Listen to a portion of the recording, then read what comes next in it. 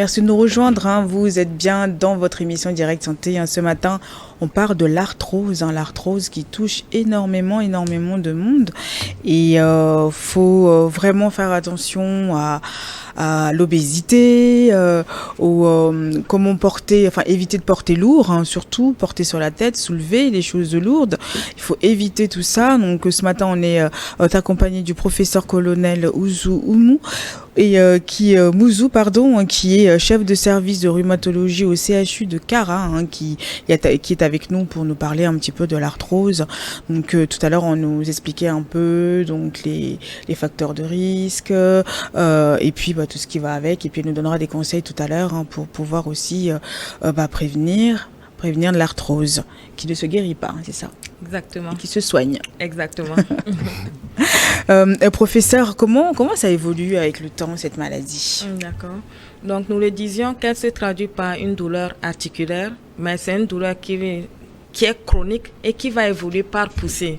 Donc, il y aura des périodes d'accalmie et des périodes de poussée douloureuse. Il y aura des moments où le malade, quand il se réveille, il ne sent rien du tout, et des moments où il va sentir des poussées douloureuses. Et parfois, lorsqu'il utilise excessivement l'articulation, donc cette poussée douloureuse peut s'accompagner d'une petite inflammation articulaire avec un gonflement. Donc quand on prend le genou, un patient qui a l'arthrose du genou, s'il y a un surménage articulaire, par exemple, il fait une longue marche sur terrain accidenté, ou bien il monte beaucoup les escaliers, à un moment donné, il y a un excès d'utilisation du genou, cela peut entraîner une poussée douloureuse et dans certains cas, une petite inflammation avec production de liquide. Il en est de même pour les autres sites, que ce soit au rachis lombaire, au cou, ou bien au niveau du rachis lombaire, la lombalgie. Donc c'est une maladie qui évolue par poussée avec des périodes d'accalmie. Et sur le plan radiologique, les réductions vont évoluer en sachant qu'il n'y a pas de corrélation radioclinique. Ce n'est pas parce qu'on a vu des signes radiographiques très avancés que vous sentez la douleur de la même manière. Au même moment, il y a des individus qui viennent, ils consultent, ils sont douloureux, mais on fait la radio qui est pratiquement normale. Voilà. Donc parfois, on est obligé d'aller à l'IRM pour avoir les premiers symptômes. Donc il faut éviter les efforts intenses là-dessus. Par exemple, si c'est sur le genou, il faut éviter de marcher ou rester longtemps debout. Non, rester longtemps debout, ça c'est au niveau du rachis lombaire. Le genou, en période douloureuse, normalement quand on a mal, donc on marche moins. Mais quand on a, comme je l'ai dit, c'est une maladie qui évolue par poussée, donc ça a fini par passer. Qu'on prenne le traitement ou non, donc après... Ça passe. Voilà, ça passe et puis on peut marcher normalement selon ce que cela autorise. Maintenant, il y a certains cas évolués où la maladie peut être handicapante, la douleur peut persister, d'accord? Donc, c'est une maladie qui peut altérer la qualité de vie parce que le malade a mal régulièrement. Oui. Il y a des périodes d'accalmie, mais qui sont moindres. Voilà. Oh là là, c'est vraiment... on apprend tous les jours, Farida. Ah bah oui, écoute, si tu t'imagines une de ces pathologies-là qui t'oblige à ne pas marcher ou à ne pas prendre tes trucs sur la tête alors que tu ne vis que de ça. Exactement, c'est des défis. C'est vraiment contraignant, il s'agit d'un défi, surtout en Afrique. Surtout, oui, c'est ça. Exactement. Oh là là, mais vraiment. Après, les complications, c'est d'une arthrose maltraitée. Ça peut être... ça peut aller jusqu'où? Oui, on peut avoir des complications donc en dehors des poussées douloureuses qui peuvent être parfois handicapantes. On peut avoir des déformations. Là, nous avions dit que les déformations structurales sont un facteur de risque, autant dans certains cas, quand les malades ont mal, ils ont tendance à éviter de prendre appui ou bien à chercher une attitude dans laquelle ils se sentent plus à l'aise, donc une attitude antalgique. Et à force de prendre cette attitude antalgique, ils finissent par être déformés. Donc que ce soit au niveau du tronc, du rachis, d'accord, donc ils ne vont plus être droits, ou bien au niveau du genou, initialement les genoux étaient bien axés, mais à un moment donné, un peut commencer à être dévié. Mais il faut retenir que ce qui est intéressant dans l'arthrose, c'est elle n'engage pas le pronostic vital. L'arthrose ne tue pas. Voilà, c'est ce qui est intéressant. Ça handicape, ça peut handicaper, ça fait mal, ça handicape dans certains cas, mais ça ne tue pas, contrairement à certaines maladies où le malade vient, il consulte pour une douleur, que ce soit au rachis lombaire, au genou, mais selon la cause, il peut s'agir d'une maladie qui peut l'emporter. Voilà. L'arthrose ne tue pas, mais ça entraîne la douleur et la douleur peut être handicapante selon l'intensité. Voilà. Après, il y a des périodes qui sont où ils ressentent plus la douleur, par exemple. Oui, et ces périodes habituellement correspondent à des moments où le patient a surutilisé l'articulation. D'accord. Si on prend le rachis lombaire et le patient, nous parlons tout de suite de nos mamans. À la maison, elle fait le ménage, elle se baisse. Le jour qu'elle se baisse, elle fait une grande lessive. Voilà. Il faut savoir que la soirée ou le lendemain, elle va avoir mal. Elle aura sa poussée de lombalgie. Donc, arrêtez de donner les couches des bébés aux mamans. Voilà. Les cultivateurs également. Là, nous sommes en mai, les cultivateurs. Ouais. Je voulais qu'on détaille un petit peu sur cette image-là qui est passée. On peut revenir sur l'image, s'il vous plaît, voilà. Voilà. Nous parlons tout de suite des déformations comme facteur de risque. Et j'ai expliqué cela par le fait que quand le genou, par exemple, comme on est en train de le voir, n'est pas bien axé, les forces mécaniques, les contraintes ne sont pas équitablement réparties. Là, sur l'image disons, à notre gauche, donc on a le genou, disons, qui est normal axé où les forces passent au milieu. Mais quand on prend les deux autres qui sont à droite au niveau de l'écran, donc il y a une où c'est le cas de genou varum. C'est un patient qui a un genou arqué. Oui, un genou arqué, d'accord. Donc, le poids du corps se répartit plus à la partie interne du genou, comme on le voit. Et sur la dernière image à l'extrême droite de l'écran, là, c'est un individu qui a un genou en X. Et donc, le poids du corps se répartit plus à la partie externe du genou, ce qui fait que cette partie va s'user plus vite et donner l'arthrose. Donc, c'est également un facteur de risque. Mais ça ne veut pas dire que tous ceux qui ont les genoux arqués ou en X vont faire l'arthrose. Mais quand ils ont ces anomalies-là, d'accord, et peut-être associées à d'autres obésités, facteurs génétiques et autres là, ils vont faire plus rapidement, bien facilement la maladie par rapport à un individu qui n'a pas ces facteurs de risque. Ça ne s'opère pas? Si, ça s'opère. On va en parler dans le traitement. D'accord, on y va. Voilà. Allons-y, trop pressé de tout savoir sur la peau. Ah bah oui, parce qu'elle a ok, le temps, d'accord. Donc on va parler des traitements, bien sûr. D'accord, ok. Oui, le traitement, il est médical et non médical, d'accord. Donc, le traitement médical, il est médicamenteux. Voilà. Nous avons pas... quoi.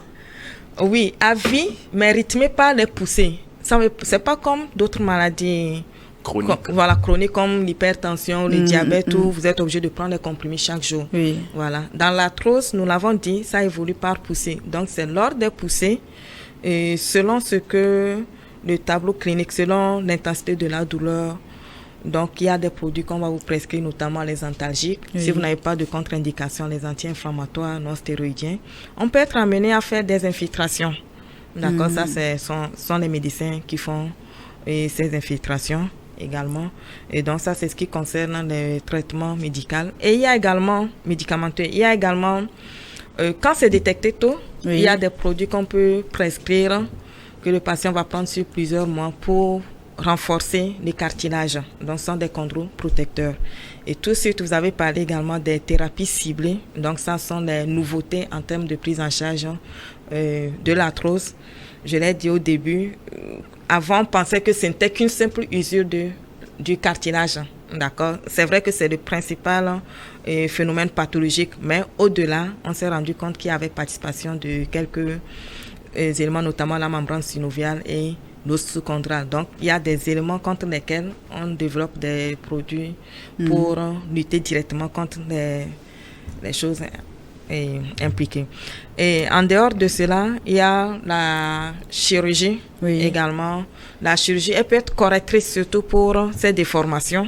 D'accord, quand quelqu'un a le genou valgum ou au niveau de la hanche également. Donc, il y a les traumatos qui peuvent corriger ça à la fin de la croissance pour éviter que le patient fasse la gonarthrose. Et dans les cas évolués, il y a la prothèse. Voilà. On avait vu l'image. Voilà, prothèse, ça c'est une prothèse qui est placée au niveau de l'articulation corsofémorale, la hanche. On peut en mettre également au genou. Et ça a un coût. Voilà. Le coût, surtout chez nous ici, là, j'imagine un peu. Voilà. Ici, le coût moyen tourne autour de 3 millions pour la prothèse totale de hanche. Pour le genou. C'est vraiment pas donné. Voilà. Hein. Pour le genou, c'est 5 millions. Voilà. Mais il y a de cela une quinzaine d'années, c'était pas possible pour le genou au Togo. Donc, là, maintenant, on fait ici. Maintenant. Voilà, c'est génial. Qui arrivent à le faire. Professeur, vous nous parlez du traitement. Dites-nous, par rapport à toutes ces histoires qu'on entend en ville, qui rapportent ça, Coco, ils disent tout le temps que c'est Coco qui fait ça. C'est tradithérapeutes qui vendent des crèmes. Est-ce que ça marche vraiment? Ou bien, quel conseil vous donnerez aux patients qui souffrent d'arthrose? Voilà, moi je suis de la médecine conventionnelle, donc je ne maîtrise pas. C'est la guerre. Non, on n'est pas en guerre, voilà. Mais comme on ne maîtrise pas, on est appelé à collaborer. Il y a des moments où ça marche, des moments où, nous on récolte, voilà, les pots cassés. Voilà. Donc je ne vais pas me prononcer par rapport à cela, en sachant également que l'automédication c'est pas bien parce qu'on ne maîtrise pas les dosages, cela peut entraîner autre chose. Donc on conseille aux malades d'aller à l'hôpital. Voilà. Et je parlais des traitements, il y a la chirurgie, il y a également la rééducation fonctionnelle avec des orthèses également. Le mieux, c'est de voir un professionnel, un kiné ou un médecin de réadaptation qui va vous montrer les exercices. Les gens ont tendance à faire les automassages. Et ça, c'est pas non plus bien, quoi. Voilà. Et à part ça, la prévention, nous avons parlé du premier facteur de risque, c'est l'âge. L'âge, on ne peut rien. Qu'on le veuille ou non, on va vieillir. Mais il y a des facteurs sur lesquels on peut agir, tels que l'obésité. Oui, bien sûr. Donc, agir sur l'alimentation, également, éviter de manger gras, avoir une activité physique minimale, d'accord. C'est vrai, l'arthrose, ça fait mal, mais les moments où vous prenez le traitement et la douleur cède, il faut marcher. Voilà. Et si vous pouvez courir ou faire d'autres activités sportives, il faut le faire. Exactement. Okay. Et pour le rachis lombaire, éviter de soulever les charges lourdes, éviter de rester trop longtemps assis ou trop longtemps debout. Oui, voilà, on court un petit peu après le temps, Farid. On va passer à la chronique Actu Santé avec Dr Farid, s'il vous plaît. La régie.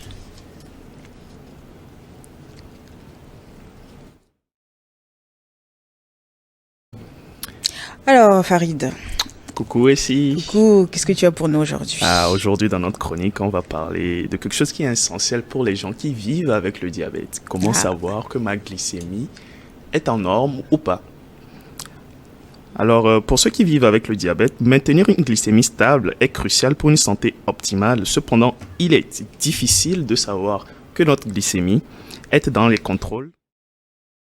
Alors, voici 5 signes qui nous permettent de deviner que notre glycémie a monté ou qu'elle a trop chuté.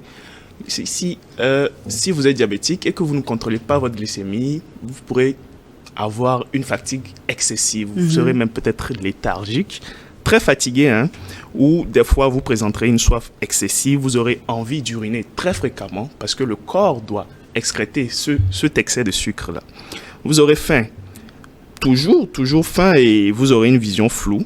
Et pour des cas encore plus avancés, vous aurez des blessures qui auront tendance à ne pas guérir. Là, tous ces signes-là indiquent un déséquilibre de votre glycémie et il est important, n'est-ce pas, de courir vers votre médecin pour réévaluer la glycémie. Non, pas la glycémie, mais le protocole de prise en charge de votre diabète. Donc, voilà un peu. J'espère que j'aurai été d'une aide quelconque avec ma... Toujours. On est là pour ça. On est là aussi pour informer, pour apporter vraiment ce qu'il faut aussi à la population. Nous sommes là pour ça. Donc, il y a un grand merci à toi, Farid. Et puis, demain pour une nouvelle chronique. À demain, ici. Demain, oui. Vous aussi, si vous souhaitez participer à l'émission, n'hésitez surtout pas. On a un numéro de téléphone qui est le +228 93 91 08 20. Et puis sinon, si vous voulez revoir nos émissions, allez sur notre compte YouTube, dans la playlist de New World TV, vous allez l'émission Direct Santé et puis vous avez l'intégralité de l'émission dessus. Professeur, on va faire un petit résumé pour clôturer cette émission. Que peut-on retenir de tout ça? D'accord, merci beaucoup. Donc, ce qu'on peut retenir, c'est que l'arthrose est une maladie chronique qui évolue par poussée, donc qui a comme principal facteur de risque l'âge avancé, mais il y a également d'autres facteurs de risque tels que l'obésité et les déformations axillaires. Elle se traduit par une douleur mécanique, donc qui survient lors de l'utilisation de l'articulation. Et face à ces signes, il faudrait que le patient consulte un personnel soignant ou au mieux un rhumatologue pour qu'on puisse évaluer sa maladie et voir le traitement le plus adapté à son cas.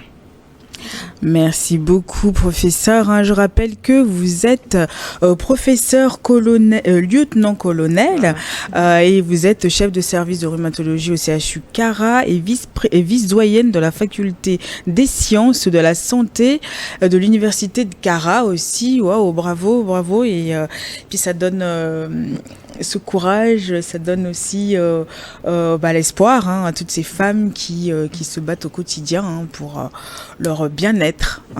Voilà. Merci beaucoup, merci d'être venu nous voir ce matin. Et puis, j'espère qu'on va se revoir très très rapidement parce qu'il y a énormément de choses à dire sur tout ce qui est rhumato. Exactement, ce sera avec plaisir et félicitations à vous également pour tout ce que vous faites pour améliorer la santé de nos populations. Merci à vous. Merci Farid. Merci aussi, merci professeur. Merci. C'était vraiment enrichissant. Oui, vraiment, vraiment. Merci à notre partenaire Voltic, merci à Messi et à Fofo et puis grand merci à vous tous qui nous suivez tous les jours dans cette émission Direct Santé. On se retrouve demain. Bye bye.